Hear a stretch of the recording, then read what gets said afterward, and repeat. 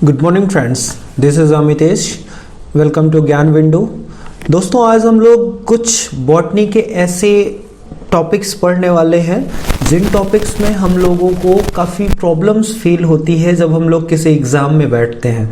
और इन टॉपिक्स को मैं आपको एक रिदमिक वे में मैं आपको प्रोवाइड करता रहूँगा। जैसे कि आज मैं आपके सामने रख रहा हूँ पुष्पीय पौधों में लैंगिक प्रजनन, यानी सेक्सुअल रिप्रोडक्शन इन प्लांट। ध्यान रखिएगा, ये जो सेक्सुअल रिप्रोडक्शन प्लांट में होता है, लैंगिक जनन होता है, इसमें हम लोग क्या देखेंगे। देखिए, जैसे कि आपके सामने लिखा है कि पौधों द्वारा अपनी सेक्स कोशिकाओं को युग्मकों गैमेट्स का प्रयोग कर नए पौधे को जन्म देने की जो प्रक्रिया होती है उसे हम क्या कहते हैं, लैंगिक प्रजनन कहते हैं, सेक्सुअल रिप्रोडक्शन कहते हैं। यानी ध्यान रखिएगा कि जो सेक्सुअल रिप्रोडक्शन होता है, इसमें हमेशा ध्यान रखना है कि एक मेल गैमेट होगा और एक जो होगा वो फीमेल गैमेट होगा, और इन दोनों के फ्यूजन से आगे चल के नई जनरेशन आएगी। ठीक है, न्यू प्लांट आएगा, और ये जो न्यू प्लांट आएगा इस प्लांट के आने को ही हम क्या बोलेंगे, रिप्रोडक्शन बोलेंगे। और इस तरह के रिप्रोडक्शन में आप जानते हैं कि मेल और फीमेल गैमेट दोनों इन्वॉल्व हो रहे हैं, और इसीलिए इसको हम क्या बोलेंगे, सेक्सुअल रिप्रोडक्शन बोलते हैं। चलिए आगे देखते हैं कि जो प्लांट में फ्लावर्स होते हैं, जो फूल होते हैं, इसमें कितने पार्ट होते हैं। तो ध्यान रखिएगा, इसमें बेसिकली 4 पार्ट होते हैं। एक होता है कैलिक्स, दूसरा होता है करोला, तीसरा होता है एंड्रोशियम और चौथा होता है गायनेशियम। ठीक है, यहाँ पे आपको ये ध्यान देना है कि कैलिक्स, करोला, एंड्रोशियम, गायनेशियम में ये 2 ऐसे पार्ट होते हैं, यही 2 पार्ट होते हैं जो क्या करते हैं, सेक्सुअल रिप्रोडक्शन में पार्टिसिपेट करते हैं। और ये जो पार्ट होते हैं, सब्सिडरी पार्ट होते हैं, ये या तो स्ट्रेंथ प्रोवाइड करेंगे या तो इन पार्ट्स के फॉर्मेशन में पार्टिसिपेट करेंगे। ठीक है, तो चलिए देख लेते हैं पार्ट कौन कौन से होते हैं। जैसे यहाँ पे मैंने आपको दिखाया है कि ये कॉमन पार्ट्स होते हैं, किसके, प्लांट्स, फ्लावर के कॉमन पार्ट्स जो होते हैं, ये मैं आपको दिखा रहा हूं। तो चलिए यहाँ पे देखते हैं। जैसे ये आप जो पार्ट देख रहे हैं, ये जो पार्ट होता है, ये पार्ट जो होता है ये बेस होता है। ठीक, ये पेंडिकल होता है, ये नीचे पेंडिकल होगा और इसे हम बोलेंगे बेस। ठीक है, और ये बेस जो होता है, इसी में जो फ्लावर होता है वो पूरा टिका होता है। अब देखिए यहाँ पे ये आपको दिख रहा है सेपल। ठीक है, सेपल जो होता है ये कैलिक्स की यूनिट होती है। ठीक है, ये कैलिक्स होता है, ये बाह्य दल होता है। ठीक है, और इसको हम बोलते हैं सेपल। अब इसके ऊपर आप देख रहे होंगे ये वाला जो पार्ट आपको दिख रहा है, ठीक है, ये जो पार्ट आपको दिख रहा है, ये जो कलरफुल पार्ट होता है, ठीक है, ये कहलाता है पेटल। ठीक, और इसी को हम क्या बोलते हैं, कोरोला बोलते हैं। ठीक है, इसी को हम क्या बोलेंगे, कोरोला बोलेंगे। ठीक, जैसे आपने देखा कैलिक्स, करोला, तो ये करोला होता है, और ये जनरली कैसा होता है, कलरफुल होता है। अब कई बार आपसे एग्जाम में पूछा जाता है कि ये जो कलरफुल पार्ट होता है ये क्या करता है। तो ध्यान रखिएगा, ये जो पार्ट होगा ना, ये जितने भी कीट पतंगे होते हैं, इंसेक्ट होते हैं, उनको अपनी तरफ अट्रैक्ट करेगा। ठीक है, अब कीट पतंगों को अट्रैक्ट करने का रीजन क्या होता है, क्यों ये अपनी तरफ अट्रैक्ट करते हैं, इसको हम आगे चल के बात करेंगे। इसमें देखिए आपको इस तरह की रचनाएं दिख रही होंगी। ये देखिए गोल गोल कुछ रचनाएं आपको दिख रही हैं। ये जो रचनाएं होती हैं ये कहलाती हैं क्या, एंथर।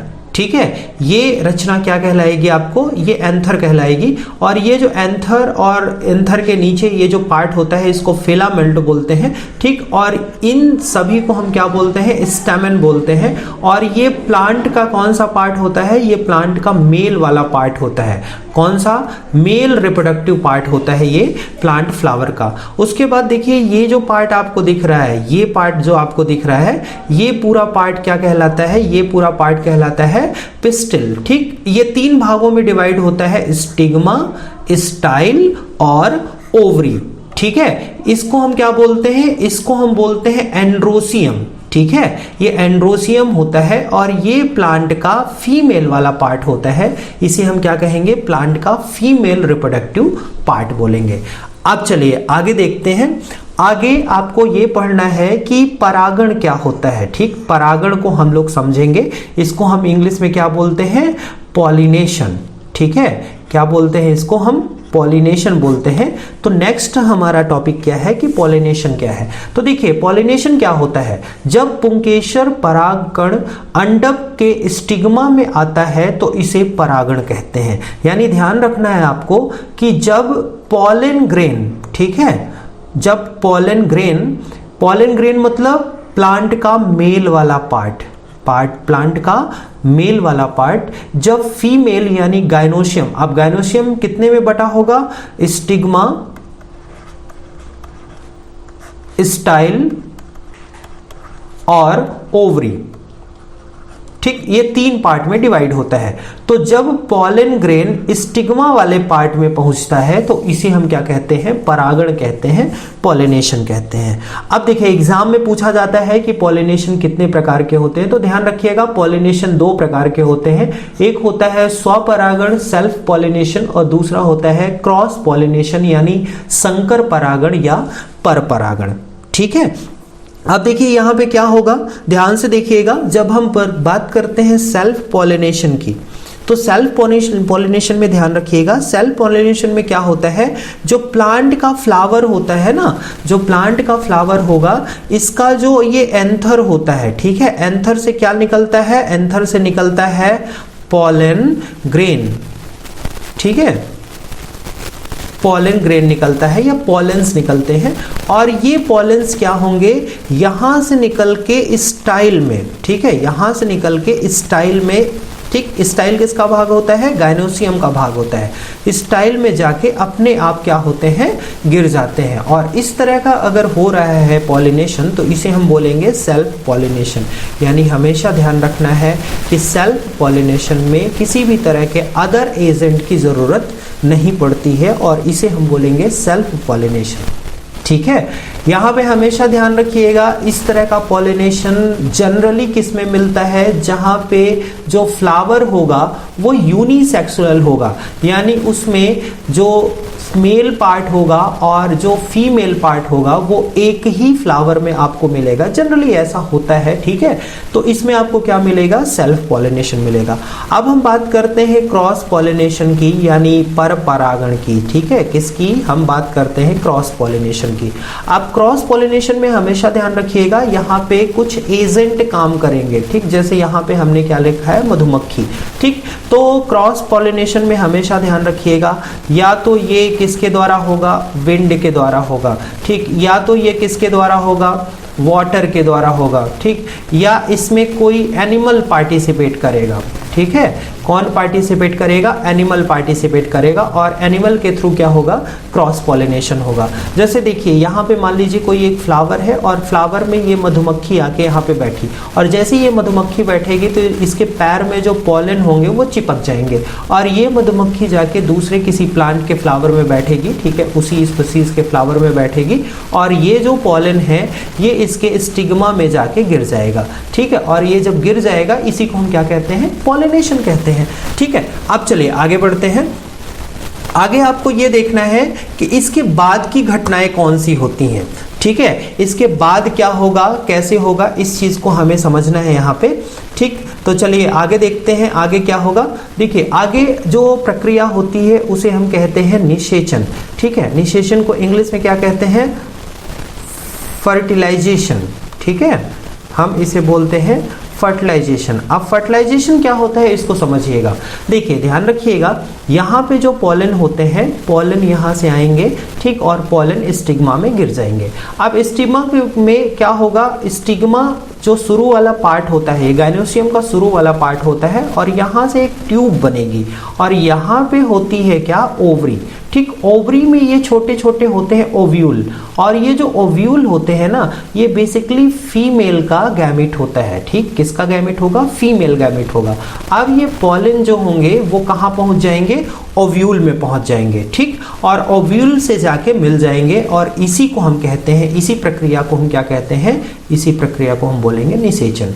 यानी परागण के बाद अगला चरण जो होता है उसे हम निषेचन बोलते हैं। इस चरण में पराग कणों में उपस्थित नर युग्मक बीजांड में मौजूद मादा युग्मक से मिलते हैं।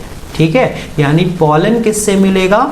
ओव्यूल से मिलेगा। ठीक है, अब देखिए जब पॉलन ओव्यूल से मिलेगा तो ये दोनों बना लेंगे क्या? ये दोनों बना लेंगे जाइगोट।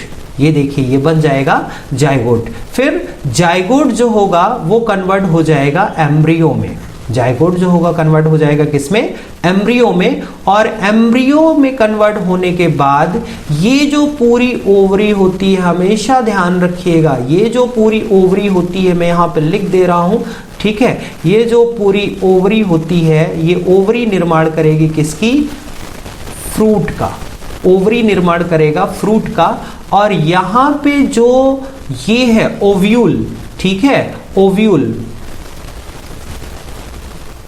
जो ओव्यूल है ये निर्माण करेगा किसका? सीड का। ठीक है, तो कई बार आपसे एग्जाम में पूछा जाता है कि ओवरी का फ्रूट किससे फॉर्म होता है? तो फ्रूट होता है होल ओवरी से, और सीड किससे फॉर्म होगा? ओव्यूल से। ठीक है, तो देखिए यहां पे सीड बन गया।